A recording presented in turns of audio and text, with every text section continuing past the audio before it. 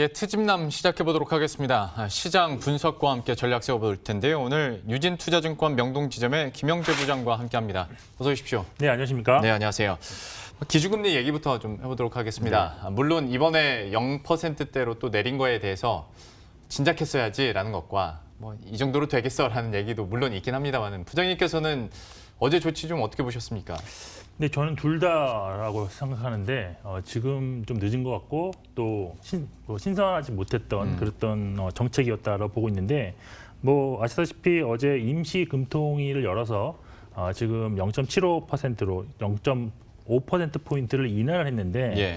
여기에 뭐 공개시장 운영 대상 확대 및 금융 중개 지원 대출 금리 인하 등의 조치를 동시에 좀 취했는데 사실 이렇게 임시 금통위를 개최해서 금리를 전격적으로 인하한 것은 이번 첫 번째가 아니고 9.11 테러 직후인 2001년에 50bp 그리고 2008년에 그 금융위기 이후죠. 75bp를 인하 이후에 지금 세 번째다.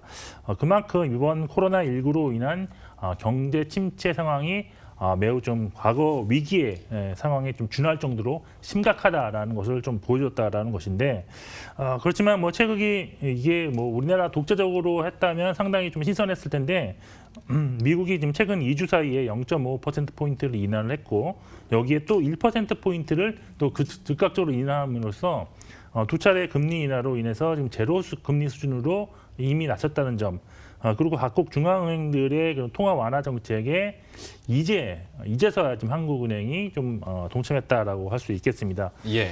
뭐 금리 인하를 포함한 완화적 통화 정책은 사실 기업과 가계 이자 부담 완화 그리고 신용 경색을 조금이나마 좀 해소할 수 있다는 차원에서는 긍정적으로 할 수 있는데 사실 지난 2월 말에 열렸던 금통위에서 좀 선제적으로 대응을 했었으면 어땠을까 하는 그런 아쉬움이 있다라고 볼 수가 있겠고 그리고 미국의 그 전격적 금리 인하가 지금 단행된 지 벌써 한 2주 정도 지났는데 그 이후에 빨리 하지 않고 어제 그 일본이 또 전격적으로 이 금통위를 열어서 또 한 거에 좀 이렇게 오해하는 거 봐서는 좀 늦은 감이 있지 않았나라고 좀 볼 수 있어서 좀 신속성이 결여되었다라고 좀 보고 있습니다. 그리고 새로운 부양책이 나오지 않았다는 점 역시도 좀 참신성 역시도 결여되었다고 볼 수 있는데 결국 그 시장 및 경제 안정화 양상으로 이게 대책이 발전되지 않을 경우에는 추가적인 정책에 대한 시장의 요구가 좀 커질 수 있다라는 점도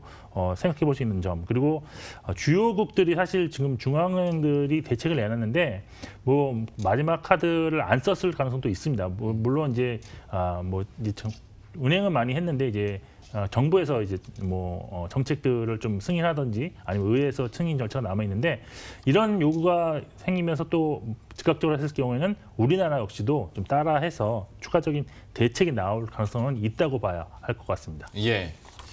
물론 구체적인 경기 부양책에 대한 어떤 목마름은 계속 있습니다. 그래서 성에 안 차는 걸 수도 있을 텐데 다만 얘기를 해주신 것처럼 미 연준에서도 뭐 2주에 걸쳐서 1.5%포인트 떨어뜨리는 거 이거 사실 쉬운 일은 아니잖아요. 그리고 물론 상대적으로 적게 느껴지긴 합니다만 한국은행에서도 그래도 빅풋이라면 조그마한 빅풋을 내디딘 건데 그러면 시장에서 좀 하루라도 또 반응은 해줘야 되는데 계속 떨어지는 이유는 어디에 있다고 보십니까?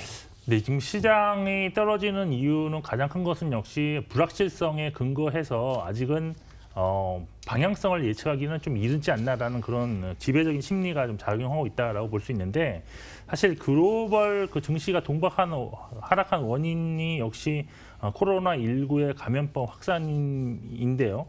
이게 지금 지난번에 그 사스나 메르스 그리고 신종플루 때와는 전혀 다른 양상으로 좀 전개되고 있어서 상당히 지금 경제에 미치는 악영향이 크지 않을까라는 그런 불안감을 투자자들한테 조성하고 있다라고 볼 수가 있겠습니다. 그리고 사실 우리나라를 포함한 각국에서 그 정책들을 많이 지금 내놓고 있는데 여기에 뭐 증시 안정화 대책도 우리나라도 포함해서 뭐 선진국에서도 미리 내놓은 것도 있습니다. 근데 이런 정책들이 사실 지금 현재 막 단기적으로 엄청나게 확산되고 있는 코로나19 글로벌 사태를 막기에는 좀 역부족이지 아닌가라는 그런 또 생각을 해볼 수 있는 거고요.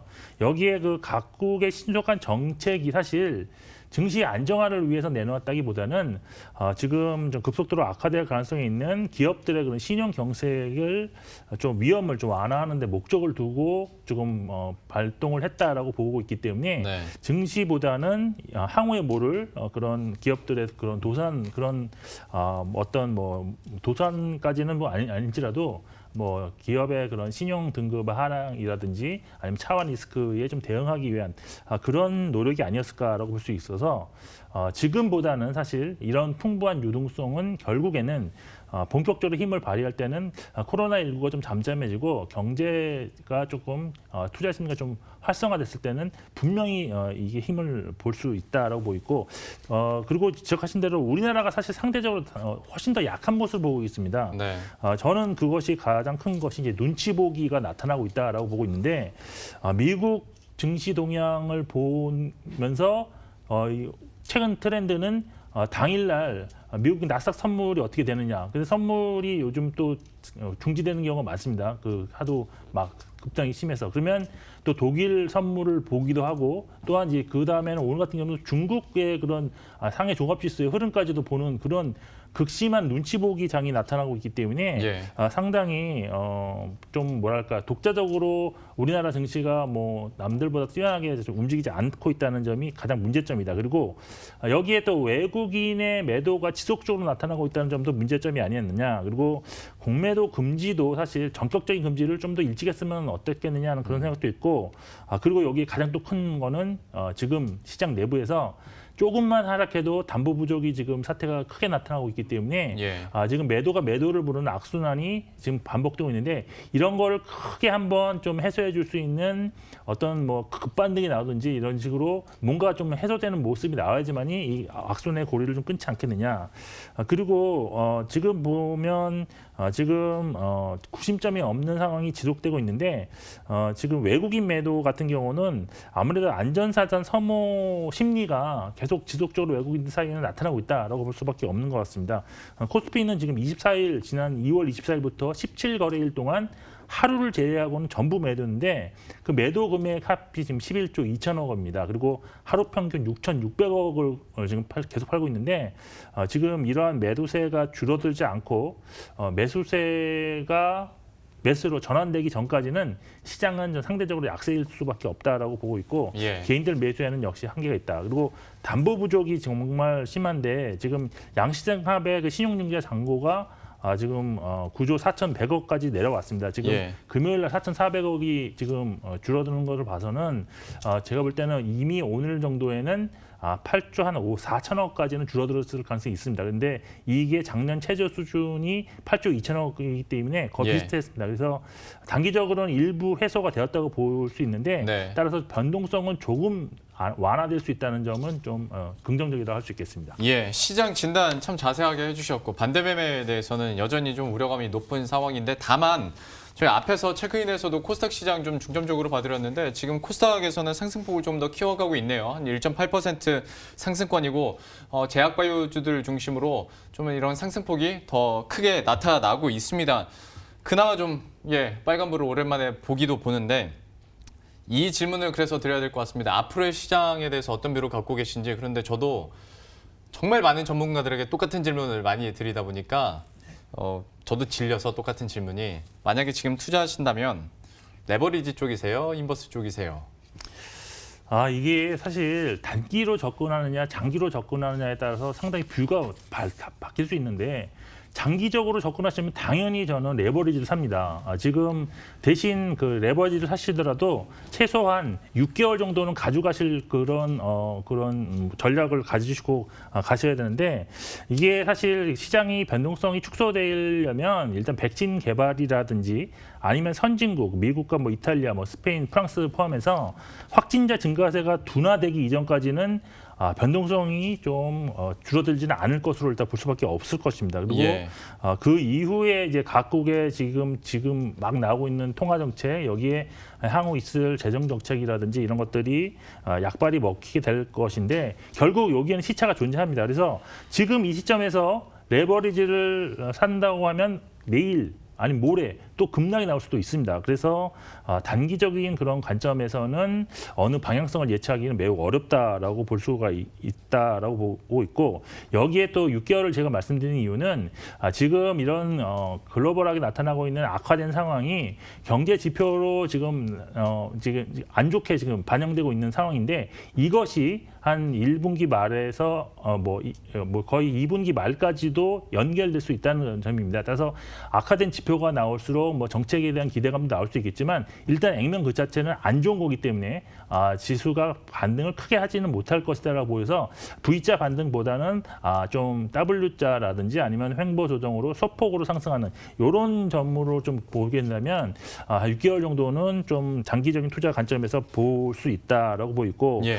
그렇지만 또 사태가 진정되면 아까도 말씀드린 풍부한 유동성이 있기 때문에 이런 점을 감안하면 아주 크게 또 상승할 수 있는 가능성이 있습니다. 그래서 레버리지라든지 아니면 많이 떨어진 종목들이 자산 가치가 우량하든지 아니면 밸류에이션상 상당히 메리트가 있을 경우에는 분할로 매수할 수가 있는데, 저 예전에 한 그 2008년인가요? 2009년에 그때 당시 여행주가 상당히 엄청나게 떨어졌습니다. 근데 그 이후에 3, 4년 안으로 10배 이상 올랐다는 점 좀 기억이 나고, 따라서 장기적으로는 분할 매수 관점으로 좀 유효한데, 일단 그렇지만 지금은 리스크 관리를 더 하셔야 된다라는 점에서 일단 단타 이런 거는 사실 좀 매우 좀 위험하다고 볼 수도 있습니다, 사실. 그렇지만 그걸 잘 맞추실 수도 있겠는데, 잘 맞추다가 한 번 잘못하시면 어려운 쪽으로 가니까 예. 그거 하지 마시고 신용매매 당분간 자제하셔야 되고요.